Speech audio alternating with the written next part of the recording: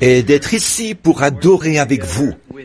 Et maintenant, juste avant le message, j'ai ici sur l'estrade ce soir mon bon ami, le docteur Lee Vail, de la première église baptiste de Lima, dans l'Ohio, qui était l'un de mes commanditaires aux réunions de Lima. Je lui ai demandé, en venant ici ce soir, s'il pouvait dire un mot à l'Assemblée, peut-être en rapport aux réunions de Lima, pendant un instant ou deux. Et je suis heureux de vous présenter ce soir le docteur Lee Vail, un autre baptiste qui a le Saint-Esprit.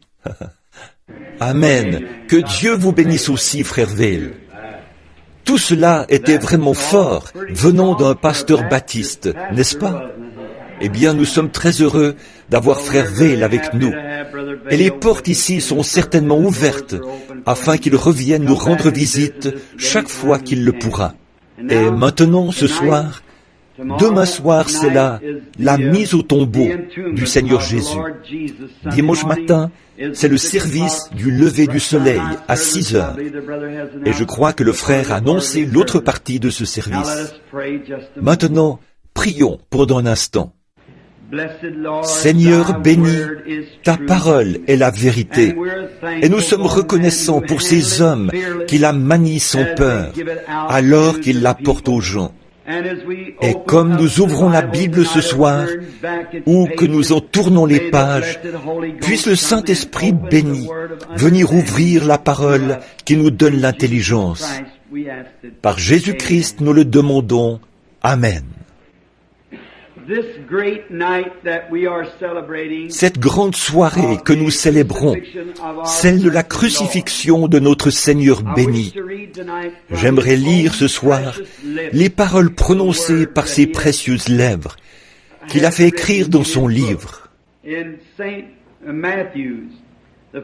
Dans Matthieu, au chapitre 4, les versets 47 et 48, nous lisons ceci. Et si vous saluez seulement vos frères, que faites-vous d'extraordinaire? Les païens aussi, n'agissent-ils pas de même? Mais soyez donc parfaits, comme votre Père céleste est parfait. Et ce soir, nous avons annoncé que nous allions parler sur le sujet de la perfection.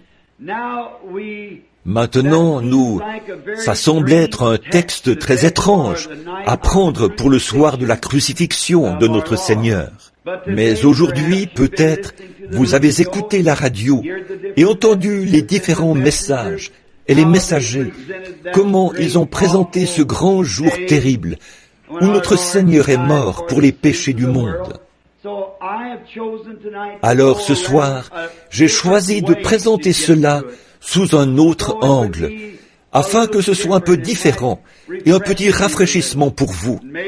Et puisse le Saint-Esprit béni inspirer la parole maintenant, alors que nous nous efforçons de la porter. Dieu exige la perfection. Nous voulons garder cela à l'esprit, qu'il n'y a rien de partiel qui puisse aller dans la présence de Dieu. Cela doit être parfait, notre adoration est tout. Or, dans le jardin d'Éden, Dieu avait placé Adam et Ève dans le jardin, et ils ont péché et transgressé les lois de Dieu, en péchant par désobéissance. Et quand il y a transgression, la désobéissance est la transgression de la loi.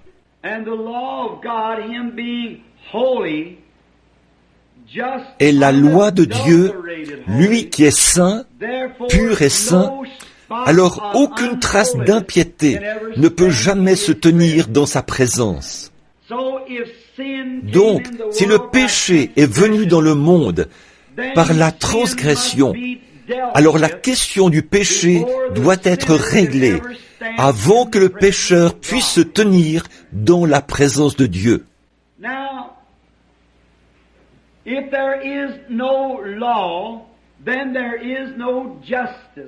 Maintenant, s'il n'y a pas de loi, alors il n'y a pas de justice. Mais la loi exige, ou la justice exige une loi. Et la loi, quand elle est invoquée, elle applique la justice. Or, nulle chair n'est sauvée par la loi. La loi ne peut pas nous sauver.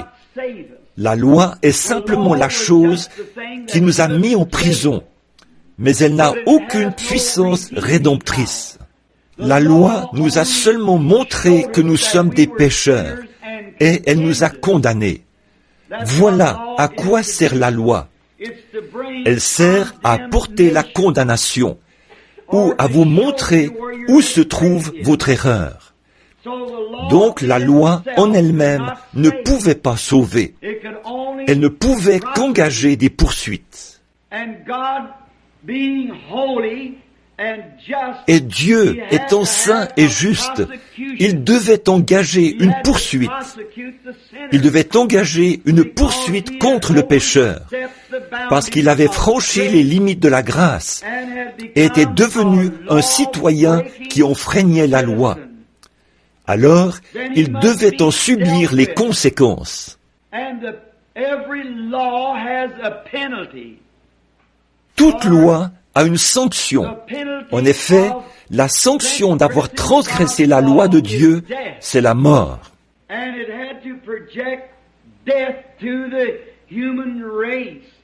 Et cela devait semer la mort dans la race humaine. Et toute la race humaine est sous la sanction de cette loi.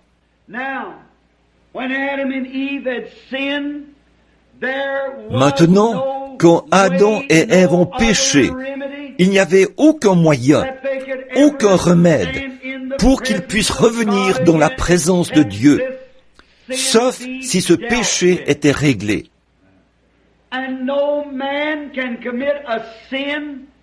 Et aucun homme ne peut commettre un péché, quel qu'il soit, peu importe combien le péché est petit ou combien il est grand. Ce péché-là doit être réglé avant que celui qui l'a commis puisse revenir dans la présence du Dieu saint. C'est pourquoi, lorsque Adam et Ève ont péché et ont transgressé la loi, ils ont été assujettis à la mort. Et la loi devait être exécutée. C'est pourquoi cela a assujetti toute la race humaine à la peine de mort. Maintenant, si nous pouvons seulement nous arrêter quelques instants là, dans notre pensée, et regarder ce grand tableau, et nous rappeler que chaque personne ici est incluse là-dedans. Chaque homme et chaque femme, chaque enfant est inclus dans la peine de mort par la transgression du premier être humain, Adam. Par sa transgression, chacun d'entre nous est devenu victime du péché. Et la question du péché doit être réglée. Et alors Dieu, dans sa grande infinité et son grand amour, la loi servait à séparer le pécheur de son Créateur.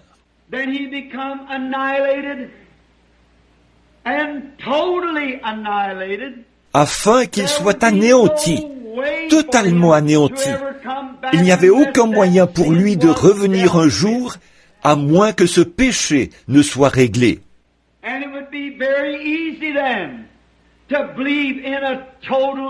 Et il serait alors très facile de croire à l'anéantissement total d'un pécheur à la fin, car il est complètement à jamais séparé de la présence de Dieu.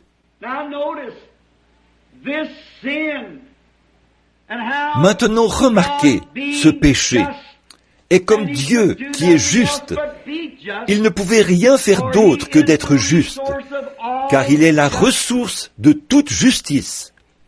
Alors, il n'y aurait rien d'autre à faire pour lui que d'appliquer la sanction pour cette transgression.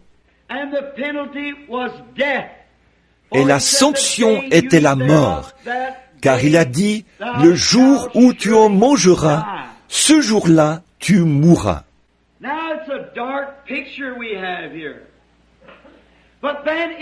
Bon, c'est un sombre tableau que nous avons ici.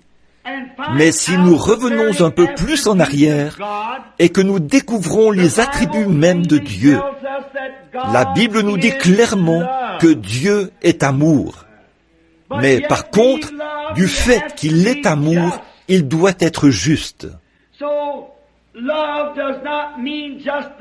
Ainsi, l'amour ne signifie pas seulement une chose que l'on peut chouchouter et prendre à la légère.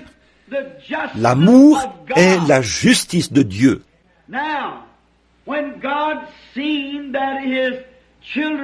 Ainsi, quand Dieu a vu que ses enfants avaient transgressé sa loi et qu'ils devaient subir la mort, alors l'amour souverain est intervenu pour pourvoir de moyens.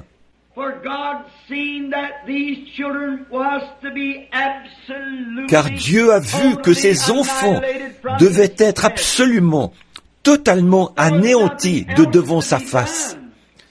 Il n'y avait rien d'autre à faire, car ils avaient transgressé sa loi, et la sanction de sa loi, c'était la mort. Et alors, l'amour de Dieu s'est élancé pour ses sujets. Et quand l'amour divin est projeté, la grâce souveraine produit l'objet de l'amour. Et Dieu, par prescience, comme il aimait tellement sa race, il a fait mourir un substitut dans le jardin d'Éden, puisqu'il y avait une sanction, c'est-à-dire qu'il s'est servi d'un substitut. Il a pris une petite créature innocente, un petit agneau qui ne connaissait pas le péché.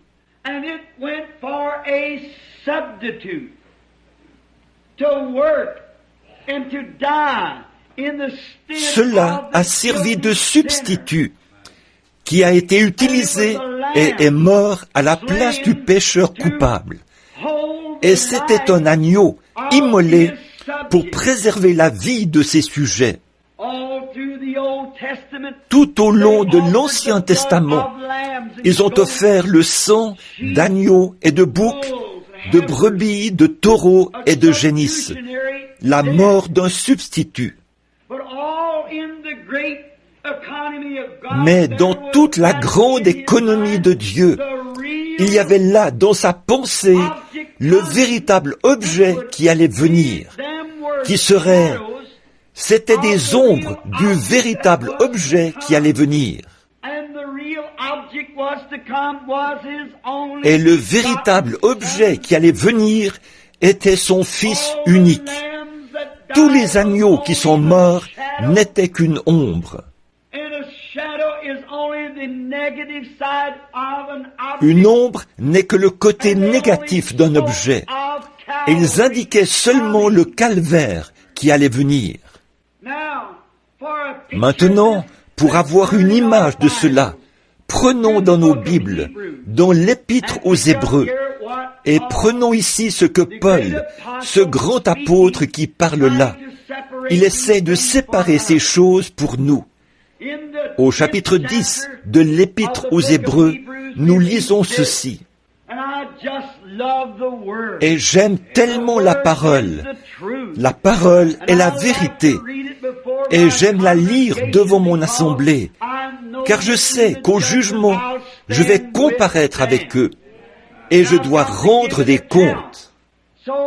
Ainsi, si je le tire de la parole, alors je ne serai pas coupable, parce que c'est la parole, et Dieu est responsable de sa parole.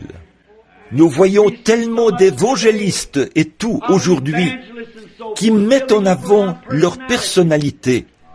Oh, c'est une chose honteuse. Et on découvre en allant dans les églises. On visite une église et on y trouve un certain pasteur. Il a une petite manière d'agir particulière, une petite émotion. Si on ne prête pas attention, toute l'assemblée prendra cet esprit. s'il est juste un peu émotif, ou s'il secoue la tête, ou fait un petit quelque chose de bizarre, eh bien, toute l'Église fera la même chose. Et nous avons aujourd'hui, dans nos églises modernes, c'en est au point où ce sont des sensations et des petites choses comme ça. Et c'est devenu une telle confusion. Mais, oh mes frères bien-aimés, s'il y a un temps où nous devrions nous aligner sur la parole, c'est aujourd'hui. Vous voyez, je n'aimerais pas comparaître au jugement et savoir que j'avais une petite révélation un peu particulière, non fondée, et que j'ai induit les gens en erreur. Je ne veux pas qu'ils aient mon esprit, ma façon d'agir, mais je veux qu'ils aient l'Esprit de Dieu, selon la parole de Dieu, qui produit la vérité. Aussi, en cette grande occasion ce soir, j'aimerais lire un extrait de la parole éternelle de Dieu. Maintenant, nous comprenons que la loi a existé pendant de nombreuses années, mais la loi n'a jamais pu enlever le péché. Comme je l'ai dit dans le passé, elle n'était qu'une prison. Elle était le grand détective qui vous disait ce que vous aviez fait, mais qui n'avait aucun remède pour vous délivrer. Elle vous mettait dans la maison de prêt sur gage, mais il n'y avait pas de rédempteur pour vous en faire sortir. Elle ne faisait que vous emprisonner, pour vous faire savoir que vous étiez un pécheur. Mais remarquez maintenant dans Hébreux, au chapitre 10, alors que nous lisons.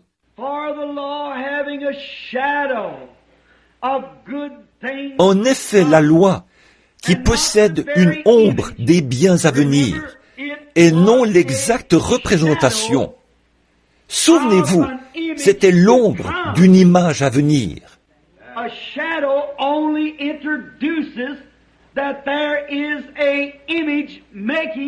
Une ombre ne fait qu'indiquer qu'il y a une image qui produit l'ombre. Une ombre des choses à venir, et non l'image elle-même. Remarquez, des choses, l'exacte représentation des choses ne peut jamais, par les mêmes sacrifices qui ont été offerts perpétuellement, amener l'assistant à la perfection. Or Dieu, au commencement, exigeait la perfection. Jésus, quand il est venu sur terre, a dit « Soyez parfaits, comme Dieu dans le ciel est parfait. » Et la loi, qui possède une ombre des choses à venir, ne pourrait jamais amener l'adorateur à la perfection. Vous voyez la situation?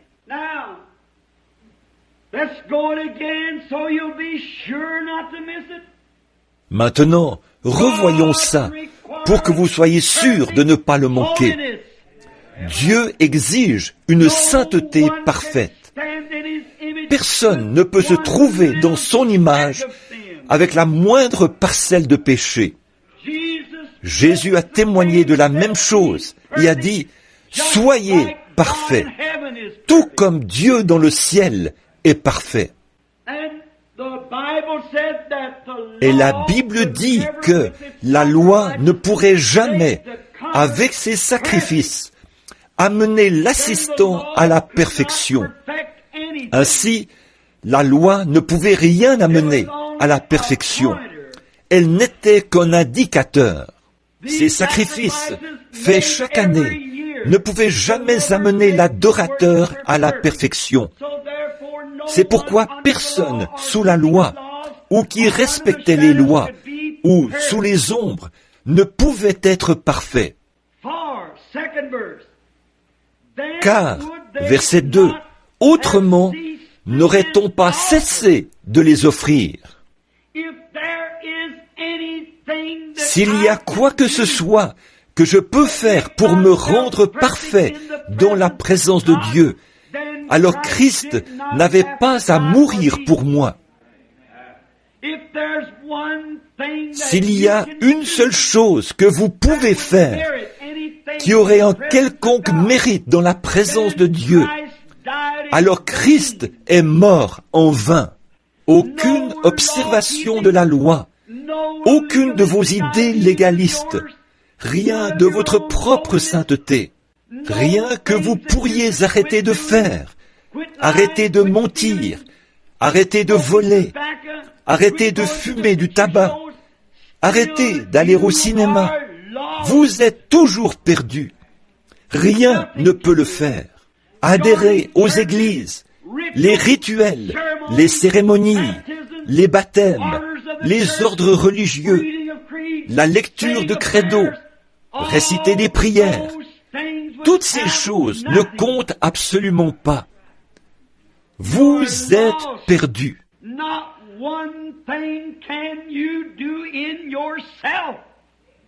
Il n'y a rien que vous puissiez faire de vous-même, car vous êtes un pécheur condamné. Et il n'y a aucun moyen en vous-même, ou aucun credo, ou quoi que ce soit que vous puissiez faire ou penser de vous-même, qui aurait un quelconque mérite dans la présence de Dieu, parce que vous êtes un pécheur pour commencer.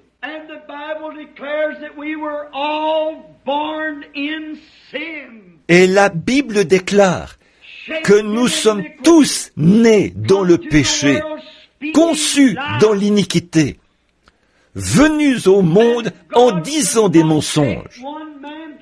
Et Dieu ne pouvait pas prendre un homme et le faire mourir pour l'autre, car l'un est tout aussi coupable que l'autre. Dans la présence de Dieu, l'archevêque né dans ce monde est aussi coupable que le plus vil des ivrognes de la ville. L'un ne peut pas servir d'expiation pour l'autre. C'est pourquoi il a pris la vie innocente d'un animal, un petit agneau. Et sous l'Ancien Testament, la loi stipulait que lorsqu'un homme péchait, il amenait l'agneau à l'autel. Disons que s'il transgressait un des commandements, il amenait l'agneau et il le déposait sur l'autel. Il posait ses mains sur l'agneau et il confessait ses péchés, confessait qu'il avait tort et qu'il savait qu'il était coupable. La loi exigeait la mort et il amenait un agneau pour que celui-ci prenne sa place. Et quand on tranchait la gorge du petit animal, et il se mettait à donner des coups avec ses petites pattes et à bêler. Si vous avez déjà vu un agneau se faire abattre, quel cri pitoyable! Le pauvre petit être qui essaye de bêler, sa petite veine jugulaire est coupée. Et alors qu'il donne des coups de patte et qu'il tremble, alors qu'il se redresse, puis tremble de nouveau et bêle, et le sang qui jaillit, cela trempe sa petite laine et les mains de l'adorateur.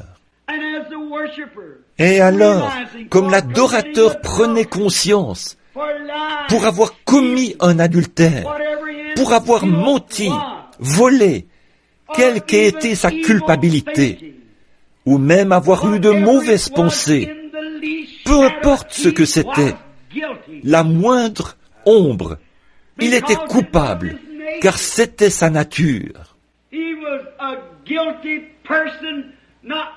Il était une personne coupable, peut-être pas par désir, mais par sa nature, il était coupable. Et il devait reconnaître que ce petit agneau innocent était mort à sa place.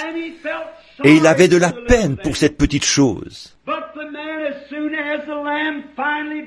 Mais l'homme, dès que l'agneau était finalement mort, avec le sang de l'agneau sur les mains, il quittait le bâtiment avec le même désir dans son cœur qu'il avait au départ. Pourquoi? Parce que la vie qui était dans le petit agneau, la vie se trouve dans le sang. Votre vie est dans votre sang. Nous savons ça. Et la vie dans le sang de l'agneau était une vie animale. C'est pourquoi, quand ces petits globules sanguins étaient brisés et que la vie était sortie de l'animal, elle ne pouvait pas revenir sur l'adorateur, parce que l'adorateur était un être humain. Le sang servait de couverture, mais il ne pouvait pas parfaitement faire l'expiation, car l'homme quittait le bâtiment avec le même désir de péché qu'il avait au départ.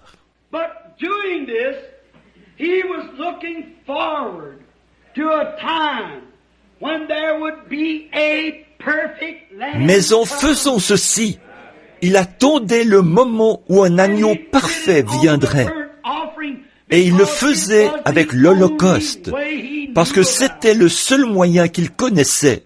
Alors, vous voyez, quand le sang coule et que la vie sort de l'animal, elle ne peut pas revenir sur l'homme, car l'une est animale, l'autre est humaine.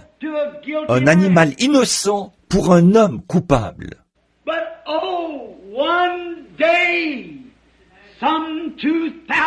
Mais, un jour, il y a environ 2000 ans, l'agneau de Dieu est né dans une petite crèche à Bethléem. Et il a été mené comme une brebis à l'abattoir. Il y a environ 1900 ans, cet après-midi, à 15 heures, il est mort. Et l'agneau de Dieu, sans tache et irréprochable, était suspendu à la croix du calvaire. Et il est mort pour chaque pécheur. Maintenant, quand l'adorateur s'avance vers cet agneau par la foi, et c'est un agneau différent, ce n'est pas un agneau comme les autres. Nul ne peut venir à cet agneau si Dieu ne l'attire premièrement. Vous voyez la souveraineté de Dieu? Oh, j'espère que cela descend profondément maintenant. Regardez, Dieu savait qu'il avait des brebis dans ce monde. Il savait qu'il aurait des gens à sauver. Et son amour a regardé au loin et a vu ceux qui seraient sauvés. Donc, par prescience, il a prédestiné une église à le rencontrer là-bas, sans tache ni ride.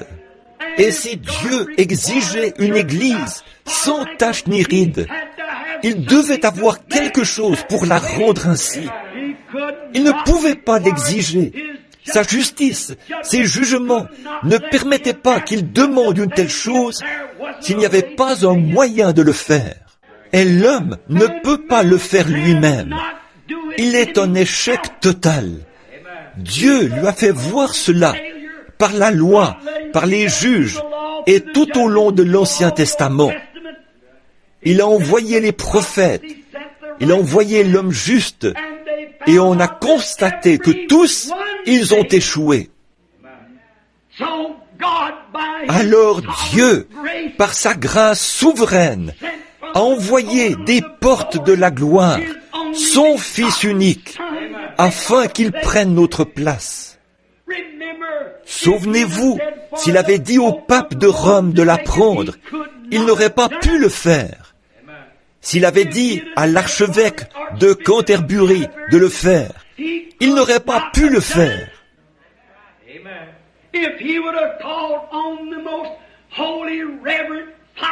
S'il avait fait appel au très saint révérend Père ou à l'évêque du monde, il n'aurait pas pu le faire. Il aurait été tout aussi rejeté que Judas Iscariote l'a été. Il ne pouvait pas le faire, car il était né dans le péché, conçu dans l'iniquité, venu au monde en disant des mensonges, et avait lui-même besoin d'une expiation.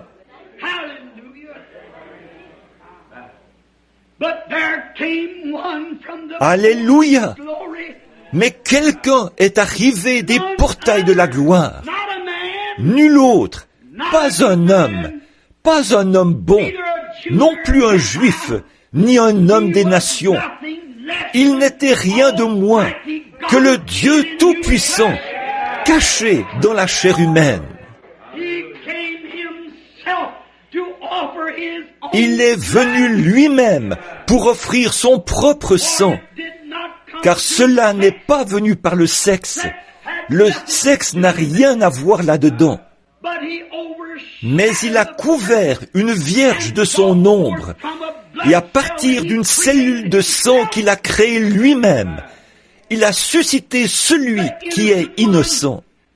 Alors mon salut, le vôtre, ce soir, ne dépend pas des mérites de nos propres actions.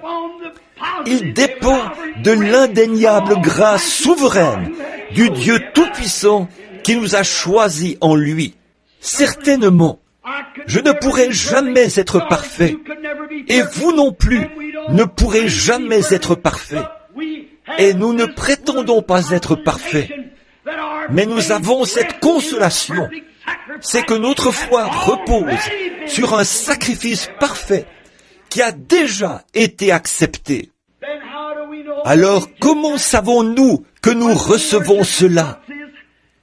Lorsque l'adorateur pose ses mains par la foi sur le corps du Seigneur Jésus et qu'il ressent la terreur du péché et les crachats moqueurs sur son propre visage, qu'il ressent les gémissements de Gethsémané, les douleurs atroces du calvaire, et qu'il sait qu'il est coupable et confesse ses péchés correctement.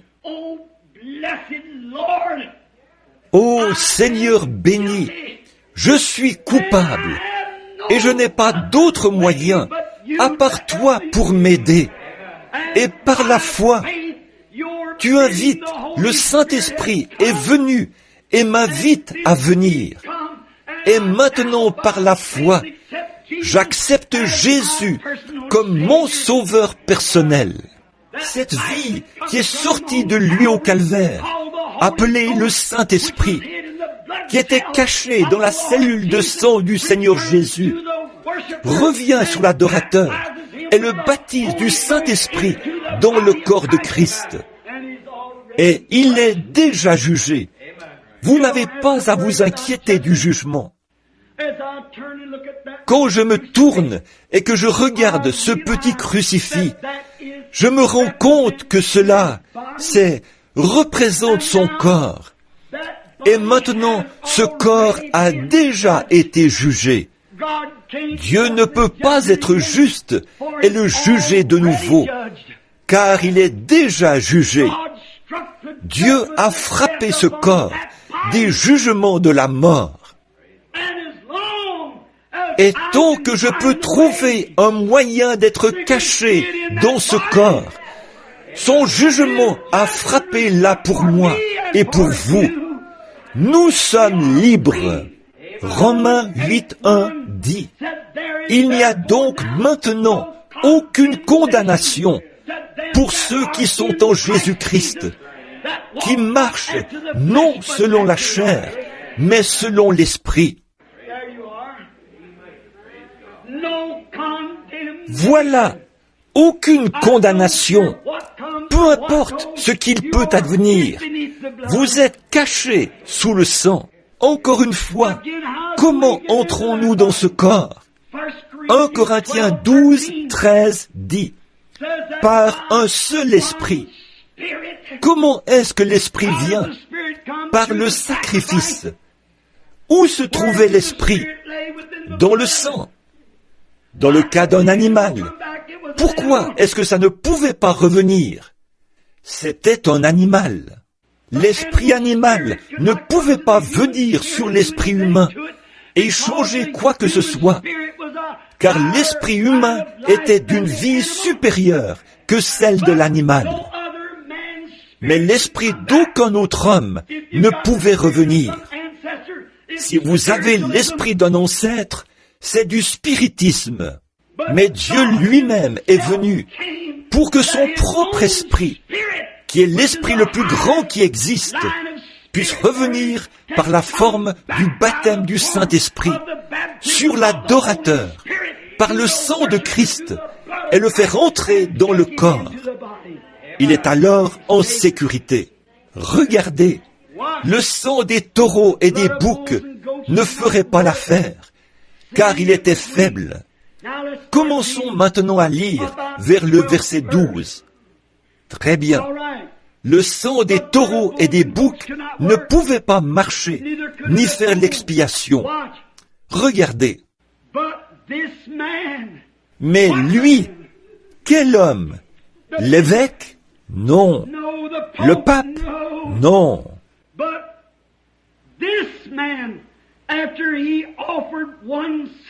Mais lui, après offert un seul sacrifice pour le péché, s'est assis pour toujours à la droite de Dieu, attendant désormais que ses ennemis soient devenus son marchepied. Êtes-vous prêts? Êtes-vous prêts à recevoir la parole? Écoutez ceci. Et ensuite, je veux que vous vous en laissiez imprégner. Écoutez attentivement, car par une seule offrande, pas chaque année, réveil après réveil, réunion après réunion, jour après jour, mais par une seule offrande, il a amené à la P-E-R-F-E-C-T-I-O-N.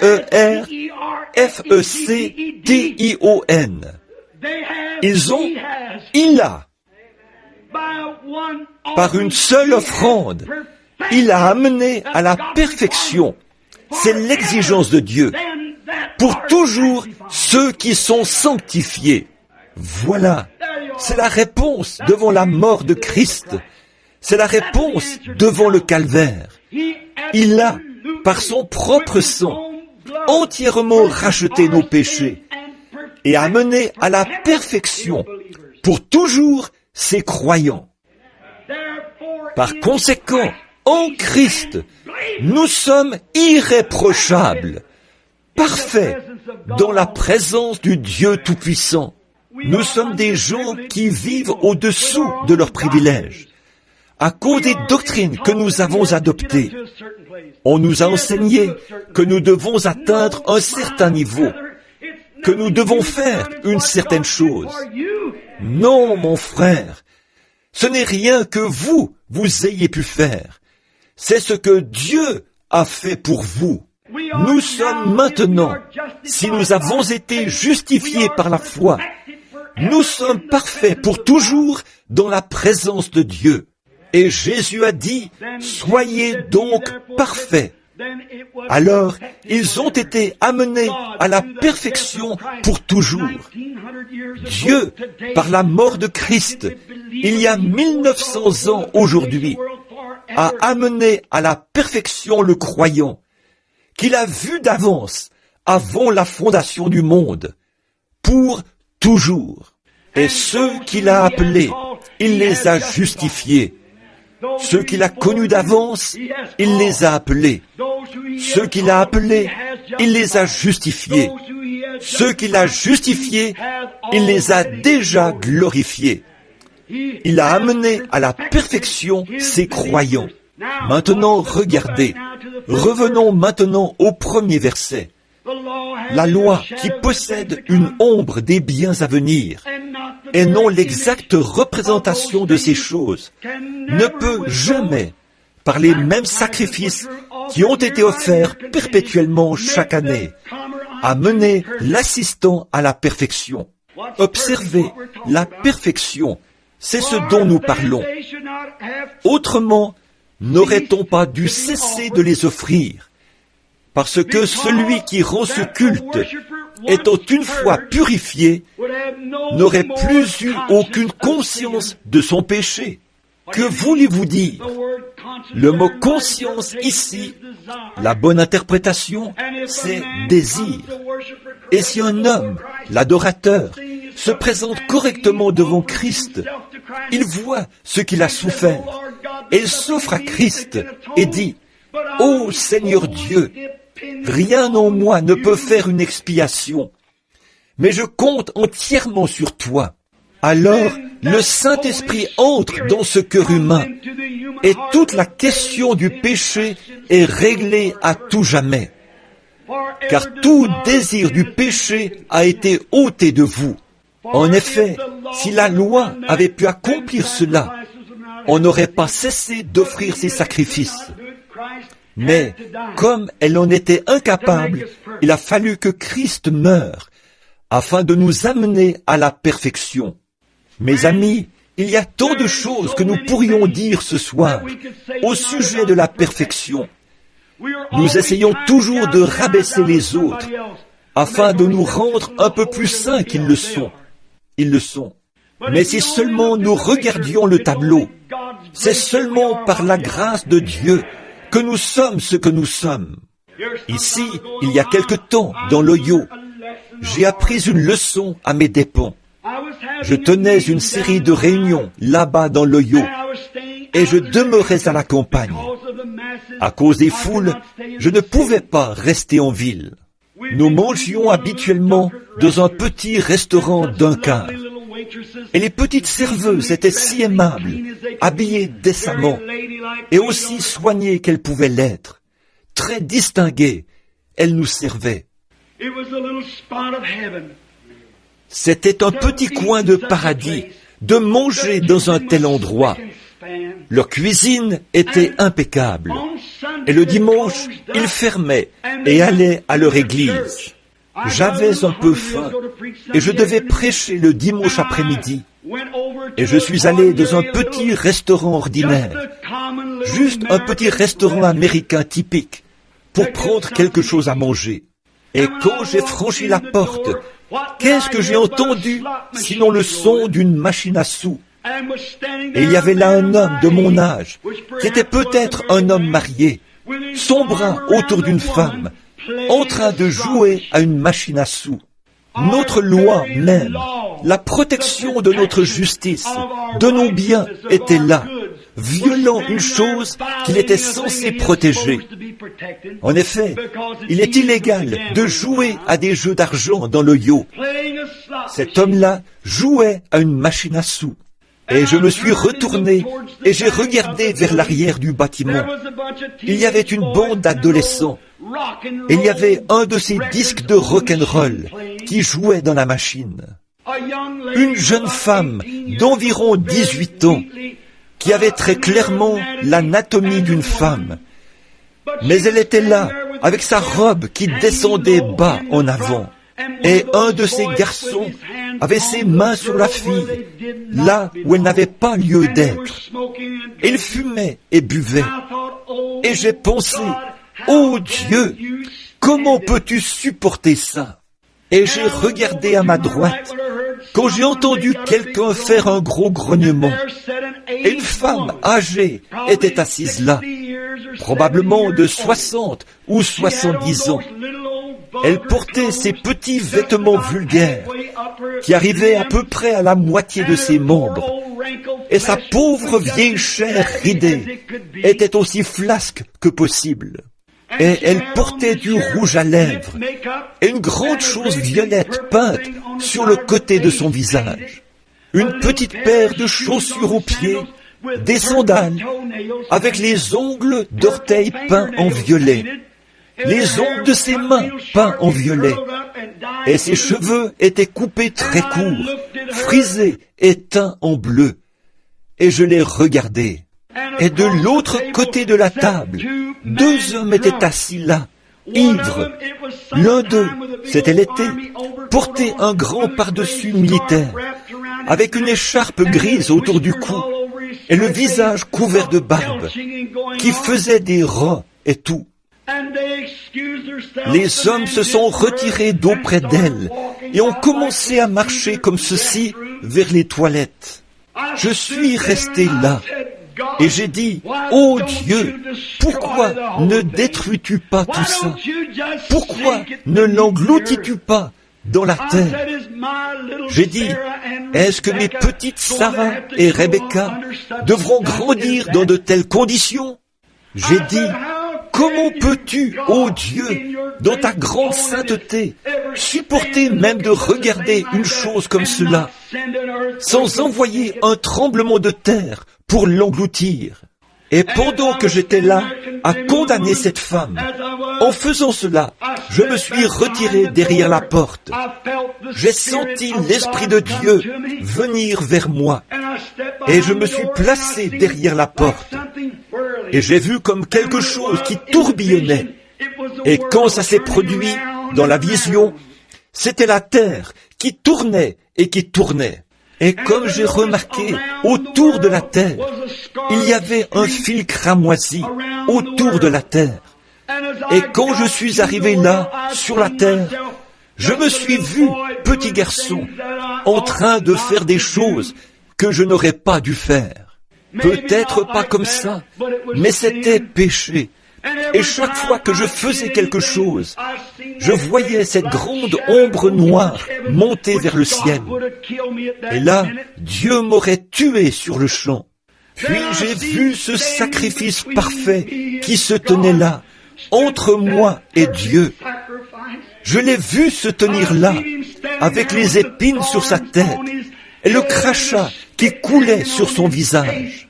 Et chaque fois que mes péchés commençaient à se diriger vers Dieu, il s'élançait et les attrapait, comme le pare-choc d'une voiture. Il me protégeait de la mort. Et chaque fois que je faisais quelque chose de mal, Dieu m'aurait tué. Certainement, sa sainteté l'exige, sa loi l'exige. Et chaque fois que je fais quelque chose, ou que vous faites quelque chose, le sang de Jésus-Christ agit comme un pare-choc. Et j'ai vu que ce fil cramoisi signifiait que le sang protège encore la terre. Et comme je me tenais là, à regarder, je me suis rapproché un peu plus près, quand j'ai vu qu'il était là. Et je l'ai entendu dire, « Père, pardonne-lui, il ne sait pas ce qu'il fait. » Et j'ai abaissé le regard, et là se trouvait un livre, et il y avait un ange à côté de lui qui tenait le livre. Et chaque fois que je péchais, c'était inscrit dans le livre, et mon nom était dessus. Et je me suis rendu compte qu'un jour, que ce fil de sang serait enlevé, et que je devrais me tenir dans la présence de Dieu, avec ma vie de péché. Mais j'ai vu que par sa miséricorde, il retenait mon jugement. Je suis allé vers lui humblement. Je me suis agenouillé et j'ai dit, « Ô Jésus, Fils de Dieu, je suis indigne de venir dans ta présence. Mais veux-tu, s'il te plaît, me pardonner pour ce que j'ai fait ?» Il a touché son côté avec sa main, a pris le vieux livre et a écrit « Pardonnez » dessus, l'a jeté derrière lui, et mes péchés avaient disparu. Puis il m'a regardé d'un regard sévère. Il m'a dit, « Maintenant je t'ai pardonné, mais toi, tu veux la condamner. » Alors j'ai compris ce que ça voulait dire. Comme je sortais de la vision, je me suis avancé vers elle. J'ai dit, « Bonjour ». Elle buvait. Elle a levé les yeux vers moi. Elle a dit, « Oh, bonjour ». J'ai dit, « Puis-je m'asseoir ?» Elle a dit, « J'ai déjà de la compagnie ». J'ai dit, « Je ne le disais pas dans ce sens-là, madame. Je veux simplement vous parler un instant. » Elle a dit, « Assoyez-vous ». Et j'ai dit, « Madame, il y a quelques minutes, je me tenais là, derrière cette porte. J'ai commencé à lui raconter. Et comme j'ai regardé, les larmes ont commencé à couler sur ses joues. Et elle m'a dit, j'ai dit, « Madame, vous ne voulez pas faire ces choses-là. Jésus est mort, et les jugements de Dieu sont retenus par son sang. Vous ne voulez pas faire ça. » Et elle a dit, « Non, monsieur. » Elle a dit, « Mon père était un diacre à l'église. J'ai grandi dans un foyer chrétien. Mon mari et moi étions membres fondateurs et nous vivions une vie chrétienne. Elle a commencé à me dire qu'après qu'il est mort, elle avait 2 jeunes filles et elle a dévié. Elle m'a dit que ses filles l'avaient quittée et qu'elle avait gâché sa vie. Elle pensait qu'il n'y avait plus aucun espoir pour elle. Mais j'ai dit, « Oh Dieu, sois miséricordieux. » Ceux qu'il a connus d'avance, il les a appelés. Elle a dit, « Êtes-vous le révérend Branham de là-bas ?» J'ai dit, « C'est moi. » Elle a dit, « J'ai honte de moi d'être assise ici comme ça. » Elle a dit, « Pensez-vous qu'il y aurait une chance pour moi ?» J'ai dit, « Jésus a les bras tendus. Il attend que vous veniez, madame. » Et les autres ont commencé à prêter attention. Et j'ai dit, « Voudriez-vous vous avancer avec moi ici ?» Elle a dit, « Oui, je veux bien, monsieur. » Je l'ai prise par la main. J'ai dit, « Vous avez à peu près l'âge de ma mère. Voudriez-vous vous agenouiller ici avec moi sur le plancher ?» Et là, sur ce plancher, nous avons transformé cet endroit, cet après-midi-là, en une réunion à l'ancienne mode. Et Dieu a sauvé cette femme par sa grâce. Elle s'est habillée et est venue à la réunion. Et pour autant que je sache, ce soir, elle vit une vie chrétienne. Qu'est-ce que c'est? Oh, Dieu exige la perfection. Il exige votre repentance. Il exige votre loyauté envers lui. Mais il regarde ce soir. Peu importe combien vous avez péché, que ce soit peu ou beaucoup, vous êtes quand même un pécheur. Et vous ne pouvez pas entrer autrement que par Jésus-Christ, le sacrifice de Dieu entièrement suffisant. Et en lui, vous êtes rendu parfait pour toujours. Pensez-y. Ce n'est pas quelque chose que vous faites. Ce n'est pas que vous tournez la page. Ce n'est pas une nouvelle vie que vous commencez. C'est une confession de vos torts et la grâce de Dieu envers vous. Cela vous amène à la perfection. Et alors, vous êtes rendu parfait en Jésus-Christ. J'ai confiance que ce soir, mon ami, pendant que nous sommes ici en ce grand moment crucial, là où des décisions doivent être prises, après avoir entendu cette histoire, vous ne l'aviez peut-être jamais entendue auparavant, mais vous ne pouvez pas passer l'une de ces portes et demeurer la même personne que lorsque vous êtes entré. Vous devez sortir meilleur ou pire. Et pendant que nous courbons la tête un instant, je veux que vous y réfléchissiez sérieusement. Qu'en est-il de votre âme ce soir? Jésus-Christ est mort pour vous. Vous dites, frère Branham, quand je pourrai arrêter de fumer, quand je pourrai arrêter de boire, quand je pourrai redresser cette chose-là, alors je vais le faire. Oh, cela ne sera jamais fait correctement. Vous n'y arriverez jamais.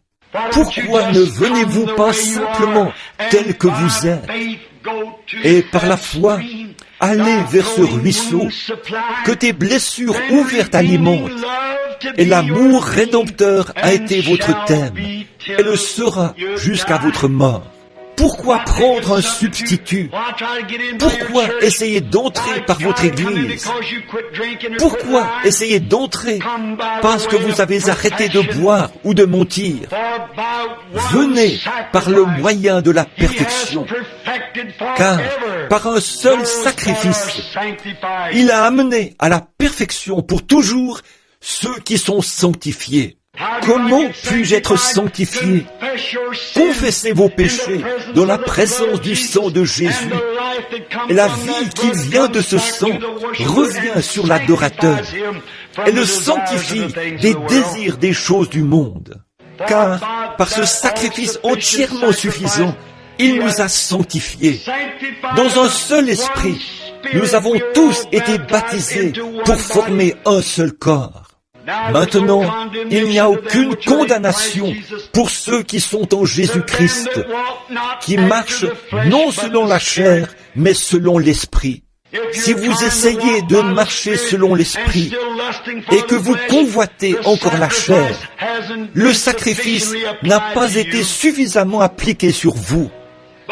Mais l'adorateur, une fois purifié, n'a plus aucun désir de péché. Ça, c'était le calvaire. Ce n'est pas un endroit pour vendre des fleurs, ou un petit endroit pour faire ceci ou cela.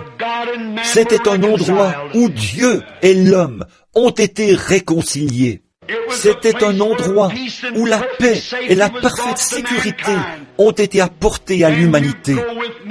Pouvez-vous m'accompagner ce soir, mon ami pécheur, au calvaire, et par la foi appliquer ce sang à votre âme et laisser le Saint-Esprit venir vous sanctifier par son grand sacrifice? Avant que nous prions, voudriez-vous lever votre main vers Dieu et dire « Ô Dieu, sois miséricordieux envers moi. Je confesse maintenant tous mes péchés en cette soirée du Vendredi Saint. Et je suis reconnaissant pour les grandes souffrances que Christ a endurées pour moi. Je renonce maintenant à ma propre volonté, à mes propres intentions et à tout, pour te suivre à partir d'aujourd'hui et pour toujours. Voulez-vous lever la main et dire « Pensez à moi, frère Branham » dans la prière. C'est la décision de mon cœur. Y en a-t-il en cette grande soirée, pendant que nous attendons un instant? Par ici, à ma droite, il y en a sûrement un par là. Avez-vous honte de vos péchés? Avez-vous honte de ce que vous avez fait? Le monde ce soir est à la recherche de héros. Et il a des héros, physiquement parlant. Un jour, là-bas, en Suisse, au moment où le sort de la Suisse était en jeu, des gens de la Suisse s'étaient rassemblés dans les champs pour défendre leur économie. La grande armée qui arrivait était trop grande pour eux. Ils étaient tous solidement entraînés. Ils avaient de grandes lances et des boucliers. Les Suisses ne pouvaient rien faire d'autre que de se rendre. Ils étaient acculés au pied d'une montagne. Alors, un héros s'est avancé. Quelqu'un devait mourir.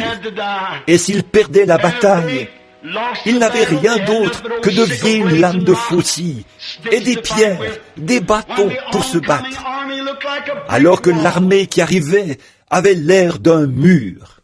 S'ils étaient conquis, leurs gentilles petites femmes se feraient violer, leurs jeunes filles se feraient violer, leurs bébés se feraient tuer, leurs têtes seraient fracassées, leurs maisons seraient détruites, tout serait perdu. Puis il y avait là un homme dont le nom est trop vite oublié. Il s'appelait Arnold von Winkelried. Il s'est avancé et a dit « Homme de la Suisse, aujourd'hui je donne ma vie pour la Suisse. » Il a dit « Juste au-delà de la montagne, là-bas, il y a une petite maison blanche. J'ai une femme et 3 enfants qui m'attendent. Mais ils ne me reverront plus jamais, car aujourd'hui, je donne ma vie pour la Suisse. » Ils ont dit, « Qu'est-ce que tu vas faire, Arnold von Winkelried ?» Il a dit, « Suivez-moi et faites de votre mieux avec ce que vous avez. » Et il a promené les regards sur l'armée jusqu'à ce qu'il trouve là où il y avait le plus grand nombre de lances. Puis il a levé les mains en l'air. Il a couru vers ce grand mur de lances en criant « Place à la liberté! Place à la liberté !» Une centaine de lances se sont tournées pour arrêter sa charge. Il a étendu ses bras et les a regroupés dans son sein, ce qu'il a cloué au sol, et il est mort au bout de ses lances. Ces Suisses l'ont suivi avec des massues et des bâtons. Cette grande démonstration d'héroïsme a mis cette armée en déroute, à un point tel que les Suisses les ont battus et chassés hors du pays. Et ils n'ont plus jamais eu de guerre, depuis ce jour-là jusqu'à aujourd'hui. Tenez-vous là, en Suisse, et mentionnez le nom d'Arnold von Winkelried. Vous verrez des larmes couler sur leurs joues. Pourquoi? Il a sauvé leur pays. Ça, c'était un grand acte d'héroïsme. C'est rare de voir quelque chose de comparable, et cela n'a jamais été surpassé sur cette terre. Mais, oh, c'était une petite chose à côté de ce qui s'est passé un jour. Quand la race d'Adam se tenait là, les démons arrivaient de tous les côtés. Les prophètes avaient échoué. La loi avait échoué. Le sacrifice des taureaux et des agneaux avait échoué. La nature de l'homme avait échoué. Tout. Et la petite race d'Adam se tenait là, vaincue, dépassée en nombre par les démons, les superstitions, les maladies, les afflictions. Il y en a un qui s'est avancé dans le ciel et a dit, « Aujourd'hui, je vais mourir pour la race d'Adam. » Il est venu sur la terre et a été fait chair. Il a regardé là-bas, au milieu de toutes ces lances, là où c'était le plus dense. La plus sombre des craintes de l'homme était la mort. Et il a pris la mort dans son sein. Et au calvaire, il a payé le sacrifice. Il a crié, place à la liberté.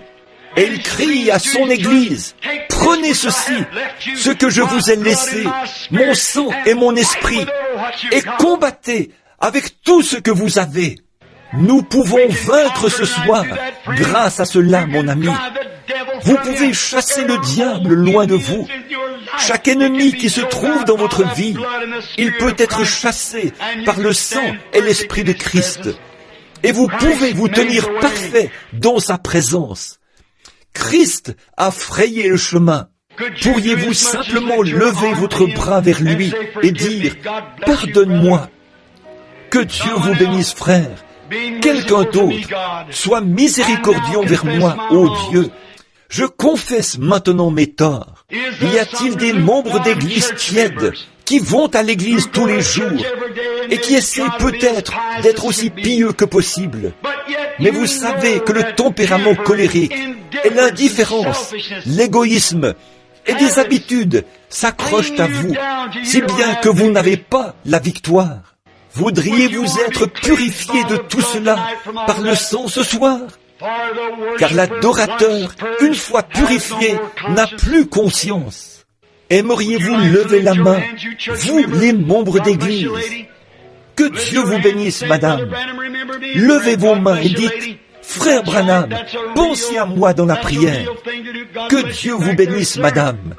C'est vrai, c'est la vraie chose à faire. Que Dieu vous bénisse là-bas derrière, monsieur. Quelqu'un d'autre, levez la main, dites, ô Dieu, sois miséricordieux envers moi.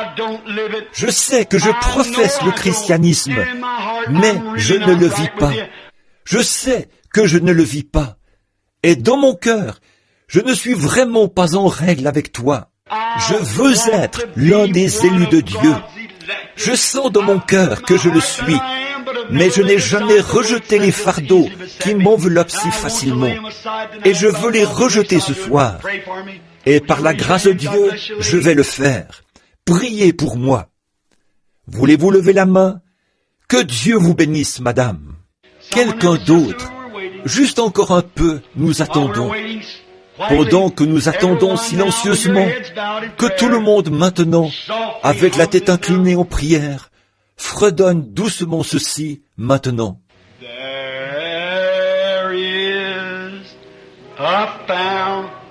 Il y a une source remplie du sang des veines d'Emmanuel.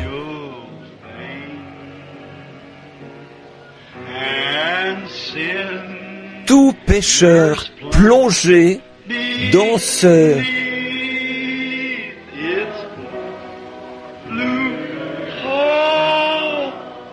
est lavé de tout péché.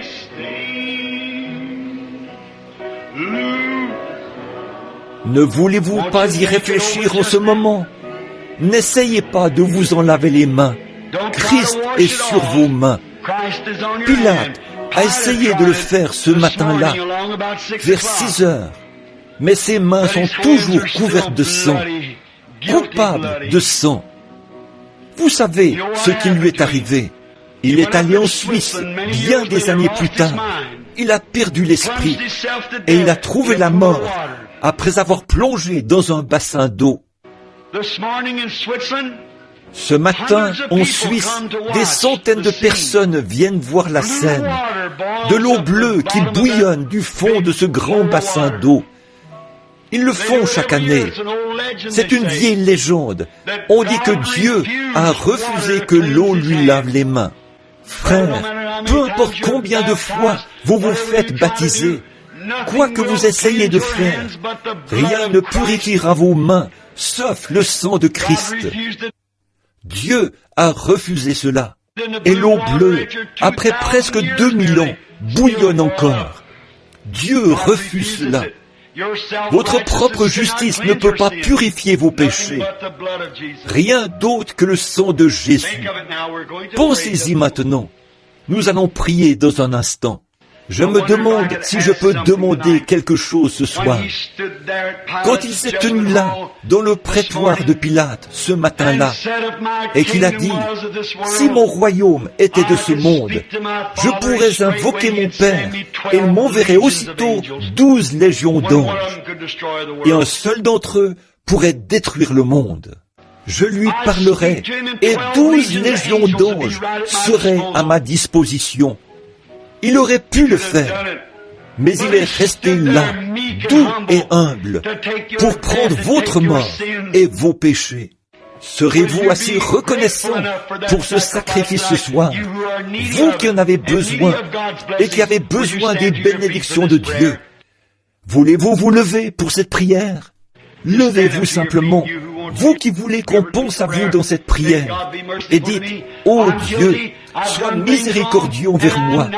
Je suis coupable, j'ai fait des choses mauvaises, et je veux maintenant accepter mon pardon par Jésus-Christ. » Voudriez-vous vous lever maintenant? Que Dieu vous bénisse, jeune dame. Ça, c'est du courage. Restez debout là. Est-ce que vous voulez dire que vous avez levé la main et que là, vous n'êtes pas assez sincère pour vous lever? À quoi l'Évangile vous a jamais servi? Oh, on prend l'Église à la légère. On prend Dieu à la légère. L'heure est bientôt arrivée. Un de ces jours, une bombe atomique frappera quelque part par ici. L'une de ces grandes usines de poudre explosive. Il n'y aura pas une fraction de seconde pour y réfléchir. Il sera trop tard alors. Et peut-être avant Pâques prochain, ou même ce Pâques-ci. Ne voulez-vous pas vous lever maintenant et dire, « Ô Dieu, sois miséricordieux envers moi, un pécheur. J'accepte maintenant Christ, car il s'est offert comme victime expiatoire pour mes péchés. Et par sa grâce, et seulement par sa grâce, je demeure dans la présence de Dieu. Voulez-vous confesser vos torts? Celui qui cache ses péchés ne prospérera pas. Celui qui confesse son péché obtient miséricorde. C'est à vous de décider. Il observe. Maintenant, notre Seigneur béni, ce soir se tiennent ici 3 âmes pénitentes, un chiffre pertinent, un homme et 2 femmes. Et je pense au calvaire, Seigneur, lorsque d'un côté, l'un a dit, « Seigneur, souviens-toi de moi quand tu viendras dans ton règne. » L'autre a dit, « Si c'est toi, fais-nous voir un miracle, retire-nous de la croix et sauve-toi toi-même. » Et l'autre a dit, « Ô Dieu, sois miséricordieux envers moi. » Et ta tête s'est tournée vers la droite, et tu as dit, « Aujourd'hui, tu seras avec moi dans le paradis. » Mais tu n'as rien dit à l'autre, parce qu'il n'y avait pas de repentance. Et Dieu notre Père, je prie que ceux-ci, peut-être, j'espère bien qu'ils sont les 3 seuls dans le bâtiment, qui ressentent qu'ils ont vraiment besoin de confesser leurs torts. Mais ils sont venus par le moyen entièrement suffisant, le moyen de la croix. Pardonne-leur, Seigneur, et bénis-les. Ils se tiennent ici ce soir, comme tu t'es tenu pour eux dans le prétoire de Pilate, comme tu t'es tenu pour eux entre les cieux et la terre, quand le soleil s'est couché et que la lune refusait de donner sa lumière, et que le voile du temple s'est déchiré du haut en bas. Je te prie, ô Dieu, de les bénir et de leur accorder ta miséricorde, de les purifier par ton sang et baptise-les par ta puissance de sanctification pour former le corps de ton propre Fils, Jésus-Christ. Alors ils seront préservés pour tout le temps et pour toute l'éternité. Bénis les autres qui sentent qu'ils sont en règle, qu'ils ont déjà rempli toutes ces choses. Je te prie de leur accorder cette bénédiction au nom de Christ. Amen. Que Dieu vous bénisse. Et vous qui êtes près de ceux qui se sont levés, tendez la main et serrez-leur la main. Quelqu'un, et dites que le Seigneur vous bénisse. C'est bien, comme donner la main d'association. Nous sommes maintenant juste un peu en retard dans nos réunions. Combien aime le Seigneur Jésus? Levez la main. Je me demande, en silence maintenant, ou en étant aussi tranquille que possible, en commémoration de celui qui est omniprésent, qui est ici ce soir, si nous pouvons chanter doucement. C'était à la croix où mourut mon Sauveur. Je suis venu brisé de douleur. Là, son sang. Quand vous avez rempli l'exigence, posez vos mains sur lui. Là, son sang purifia mon cœur. Oh, à son nom la gloire. Chantons maintenant doucement, comme nous courbons la tête devant lui.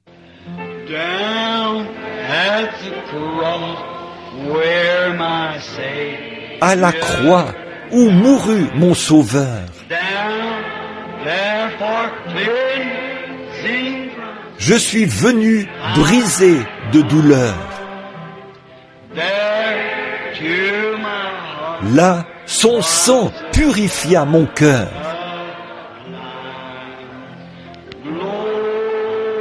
À son nom la gloire.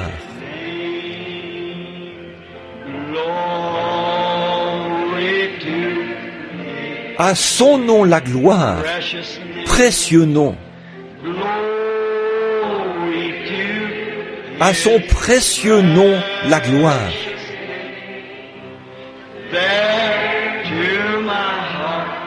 Là, son sang purifia mon cœur. À son nom la gloire. Maintenant, doucement, avec la tête inclinée, vous qui êtes sauvés, dites, oh, levez la main maintenant. Oh, précieuse fontaine qui sauve du péché.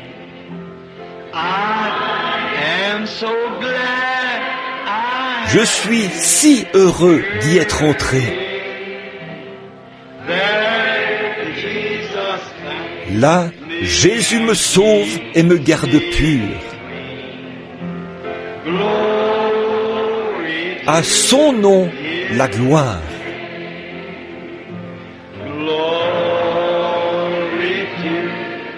À son précieux nom, la gloire.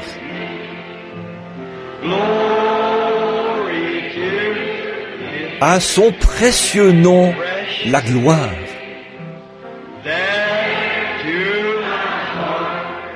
Là, son sang purifia mon cœur. À son nom, la gloire. Maintenant, avec les mains baissées, la tête inclinée, ça me revient à l'esprit. Quelqu'un a appelé il y a quelques instants et a dit que quelqu'un voulait qu'on pense à lui ce soir dans la prière pour son corps. Il ne pouvait pas revenir à la réunion de dimanche soir pour le grand service de guérison. Voulez-vous vous lever, vous qui voulez qu'on pense à vous dans cette prière en ce moment?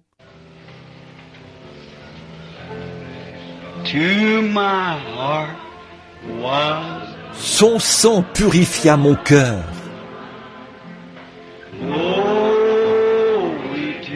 À son nom, la gloire. À son nom.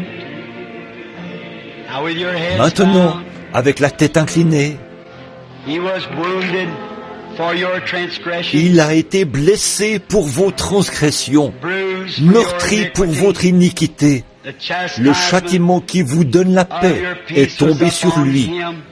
Et c'est par ces meurtrissures que vous avez été guéris.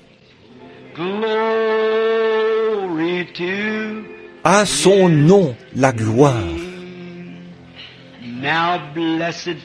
Maintenant, Père béni, comme nous nous approchons humblement de la croix à cet instant, où la grâce et la miséricorde m'ont trouvé, là où l'étoile brillante du matin a répandu sa lueur autour de moi, ces malades sont ici dans ta présence. Ils croient maintenant par la foi. Ils regardent ce dos meurtri là-bas. Et par ces meurtrissures, nous avons été guéris.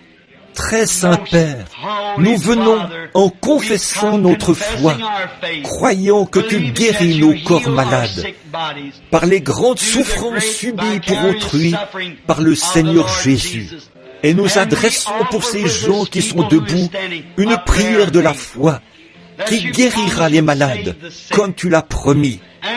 Et ce soir, nous formons ensemble un seul bloc, tes croyants.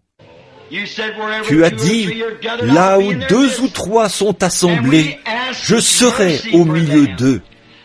Et nous demandons miséricorde pour eux, afin que ta grâce puisse maintenant toucher leur âme intérieure, que quelque chose s'ancrera profondément, qu'ils sauront que Christ est ici et qu'il leur a parlé. Il a dit, mon enfant, j'ai porté ta maladie là-bas au calvaire. Maintenant, décharge-toi simplement sur moi de tous tes soucis, car je prends soin de toi. Et qu'il soit guéri complètement, car nous le demandons au nom de Jésus. Amen. Et comme ils s'assoient maintenant, que quelqu'un près d'eux leur impose les mains, quelqu'un qui priait pour eux. La Bible dit, ils imposeront les mains aux malades, les malades seront guéris. Que le Seigneur vous bénisse. Si je ne me trompe pas, l'homme que je suis en train de regarder, n'est-ce pas celui qui était guéri ici il y a quelques jours, ou il y a quelques dimanches, qui était sourd, ou avait un problème aux oreilles? Je vois que vous appréciez la réunion ce soir. Vous m'entendez bien maintenant? C'est bien, merveilleux. Levez-vous un instant. Combien se souviennent qu'il était ici? Et il est passé dans la ligne de prière. On l'a amené sur l'estrade, et le Seigneur l'a guéri et rétabli. Que le Seigneur soit béni. Merci mon frère pour votre témoignage. Il pourrait y en avoir des douzaines, mais n'est-il pas merveilleux? Maintenant, nous voulons vous voir demain soir de bonne heure, puis dimanche matin de bonne heure, dimanche après-midi, et si vous pouvez revenir pour le service de guérison dimanche soir. Jusqu'à ce que nous nous revoyions, levons-nous et chantons le cantique que nous chantons au moment de nous séparer. Revêt-toi du nom de Jésus. Revêt-toi du nom de Jésus. Ô toi, enfant de tristesse, il va te procurer. Tournez-vous et serrez la main de tout le monde maintenant. Prends-le partout où tu vas. Précieux nom, tournez-vous et serrez la main des gens. Nom si doux, espoir de la terre, joie du ciel. Précieux nom, nom si doux, espoir de la terre, joie du ciel. Bon, regardez là. Nous nous courberons devant lui. nous prosternons à ses pieds pour le couronner roi des rois. Le voyage terminé. Précieux nom, nom si doux, nom si doux, espoir de la terre, joie du ciel.